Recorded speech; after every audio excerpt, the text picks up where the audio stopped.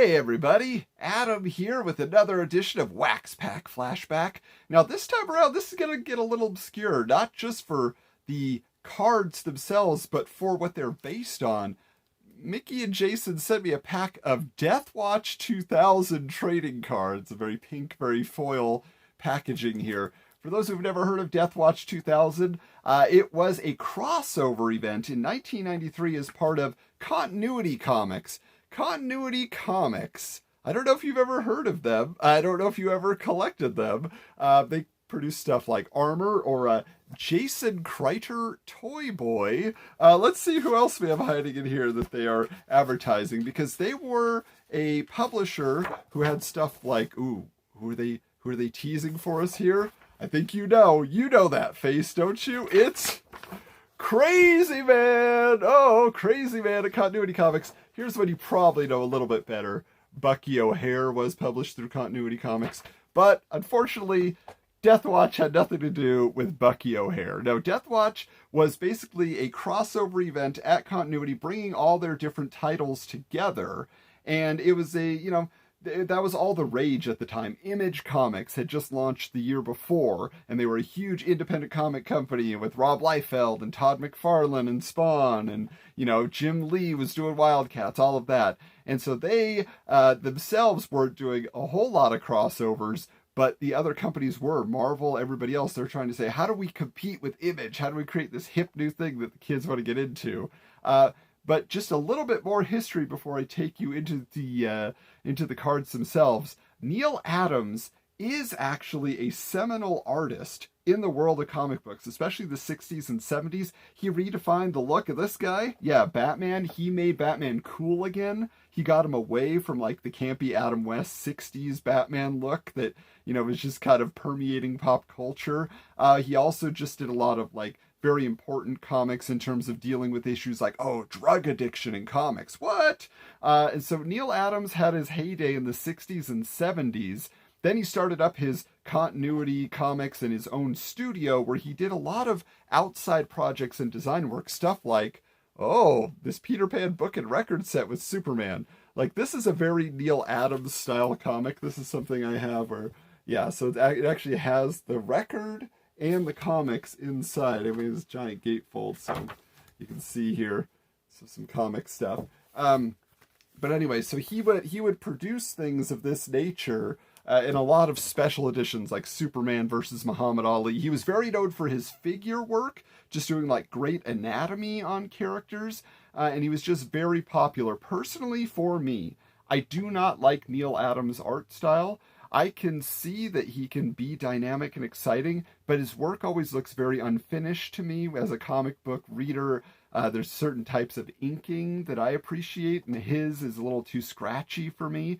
So Neal Adams, not somebody that I have a lot of his work in my long boxes in my collection of comics. So Continuity Comics for me were kind of a blind spot. I did have a few issues that I've found in back issue bins and places I've been able to read about Deathwatch 2000, which was this universe-ending event, and all the characters had to come together because the Earth was already going to be destroyed. It was prophesied by the year 2000 because we were polluting the planet and we were doing all these terrible things to our planet. But now they're saying that's going to be happening in just a few days because of this new creature that has come to Earth. And there's hybrids and there's all these other, characters in the mix. So I can't say that I'm familiar with very many of them at all, but from what I've read, as we tear into this pack of cards, hopefully I can help you understand or give you a little bit of insight into this world that Neal Adams created. And so, let's get into it.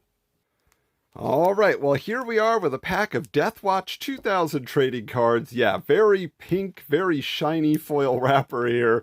As it tells us here, there are 110 cards in all, 8 cards per pack. Look for 7 limited print hybrid cards, Neal Adams autograph cards, superhero cards, Shaquille O'Neal, Manon, and Ken Griffey Jr.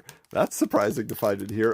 It's kind of hard to read with this black text on the pink wrapper there, but it does say that, there are cards that would be inside that you could redeem for an autographed Neal Adams card. We've already talked about his history and what he meant to the world of comics, but also there you see this Classic logo. We're used to Topps and Fleer and Skybox, but Classic was involved in this card set. Before I open it up, though, I wanted to show you this ad from Wizard Magazine from 1993, as you can see, promoting the cards. But what it says here at the bottom, it explains, Classic Games and Continuity Comics will also produce the biggest sports and comic crossover ever done.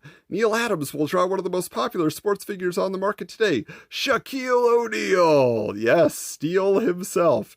Mr. Blue Chips. It will be the first card of the second limited print subset.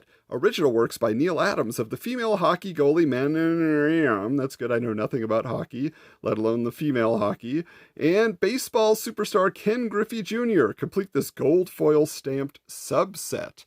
Okay, so the thing I find so interesting about that is that if you are a Shaquille O'Neal super fan, a Ken Griffey Jr. completist, you need to pick up a pack of Deathwatch 2000 cards. You need those cards in your set. Of all places to find these limited edition Shaq and Ken Griffey Jr., right? So let's open this up and let's see what's in here. Because like I said, I've read a little bit of the Deathwatch series, so I've got an idea of what it's all about. I will say this pack feels a little bit thicker. Oh, okay. So here would be why. All right, what we have here, it says the guaranteed authentic autograph memorabilia, including certificate of authenticity from Catch a Star Collectibles and Scoreboard. Okay, yeah, so there we go. Oh, wow, look at that. Okay, so look, we have some Superman art, we have some Star Trek art, we got a lot of different comics art right down here, some sports collectibles mixed in, it looks like over there. And, okay, so this is an order form. This is an order form where you can actually order these collectibles. I mean, look at something like this. Incredible Hulk number 400, signed by Peter David, is 1995. A Cyber Rad gold foil comic autographed by Peter Stone and Richard Bennett is $29.95? You're telling me a Peter David autograph is worth less than Peter Stone and Richard Bennett, who I've never heard of? Archer and Armstrong number 7, autographed by Art Nichols. Archer and Armstrong, a very not popular comic from Valiant Comics. That's kind of crazy. Then up here, look at this. Death of Superman trade paperback autograph by Jerry Ordway, $24.95.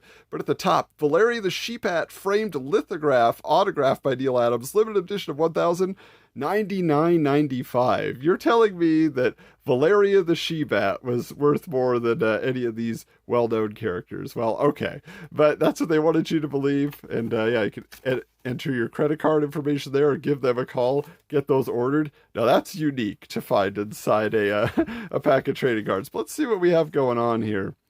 Okay, first of all, we have Stunning Underworld Beauty. Okay, what's going on with that skirt there? I'm curious to know what her deal is. All right.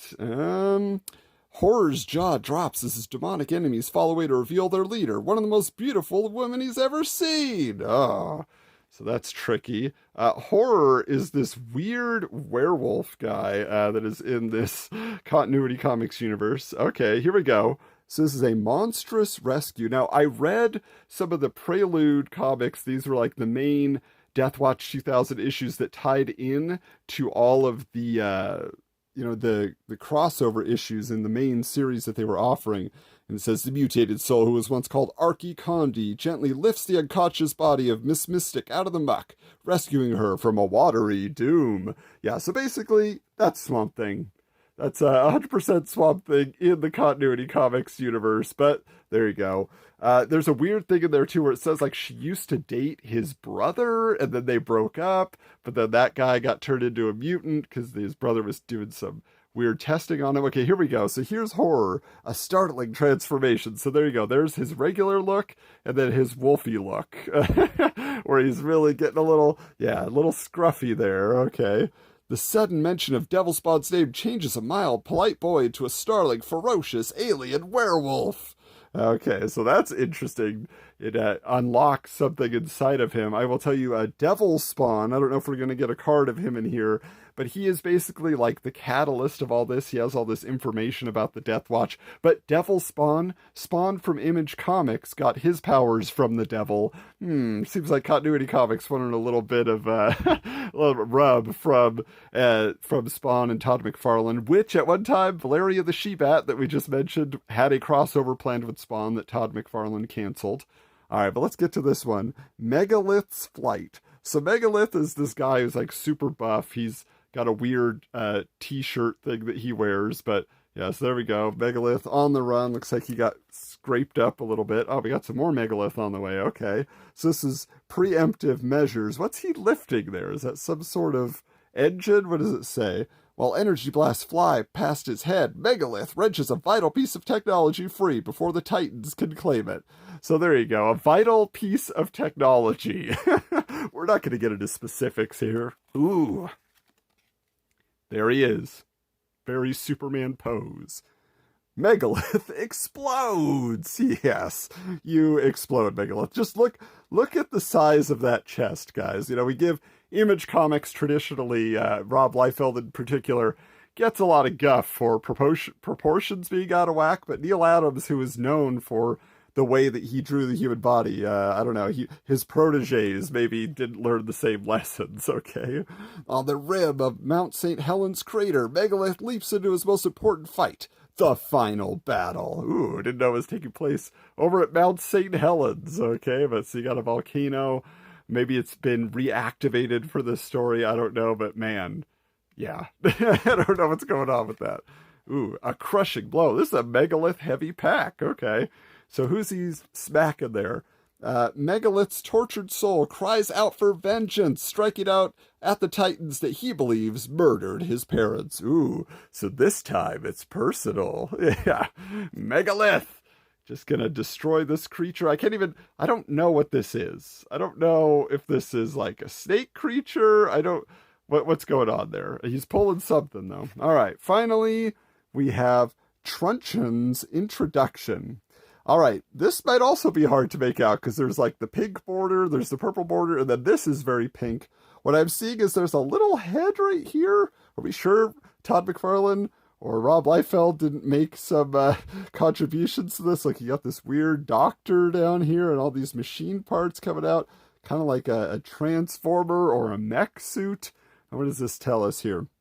Popeye freezes in the midst of his dissection of Cyberrad as the voice of his brother and leader comes through the massive television screen behind him. I mean, I can see why he's named Popeye, but wouldn't there be some rights issues? Is Popeye in the public domain at this point? Can they do that? Let me read a little bit more. The overwhelming vehemence and power contained in Truncheon's voice sends fear shooting through the mutated yet genius brainpan of Cyberrad's creator, Popeye. Once again, Popeye has been discovered conducting his strange, unauthorized, potentially destructive cybernetic experiments. All right, so real quick here, I mentioned Cyberrad. I do have a card of Cyberrad here just to give you a look at what this guy was all about, because Cyberrad is just one of those names, right? Like, what is Cyberrad?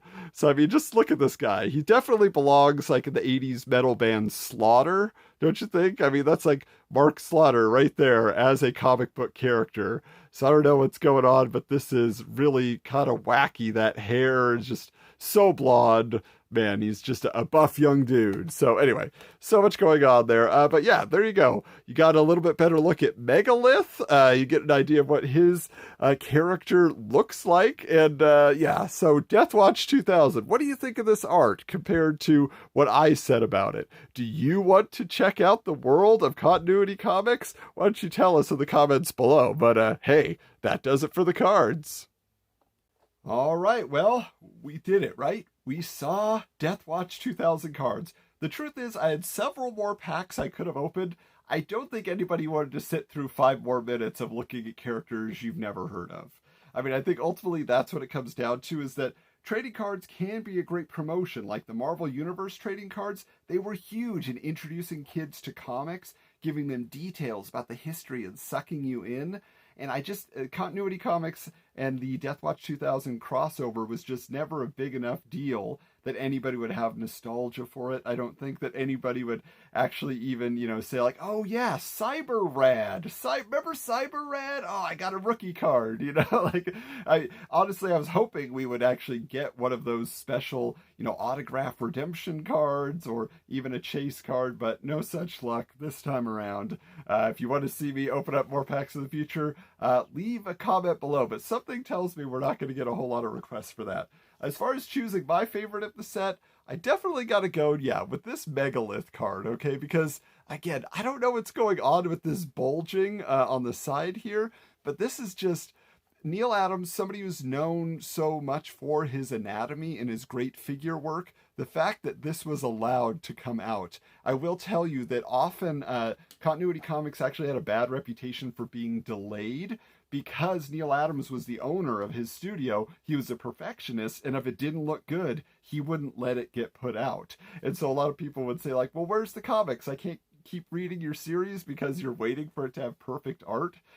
So unfortunately, that's one quality control that he missed, apparently. But anyway, now you know more than you ever wanted to know about Deathwatch 2000. If you want to know more about some awesome vintage trading cards, I promise they won't all be this obscure. You can go ahead and check us out. Subscribe here on TRN TV. You can find me on Twitter at Hoju Coolander, or if you want to know more about 90s comics, at Wizards Comics on Twitter. Of course, for TRN, you can find them at TRN Social on Instagram and Twitter, and you'll be able to find all the new videos coming out here, because whether it's Mickey or Jason or myself, so many packs of cards yet to be unopened. So, we'll check you next time.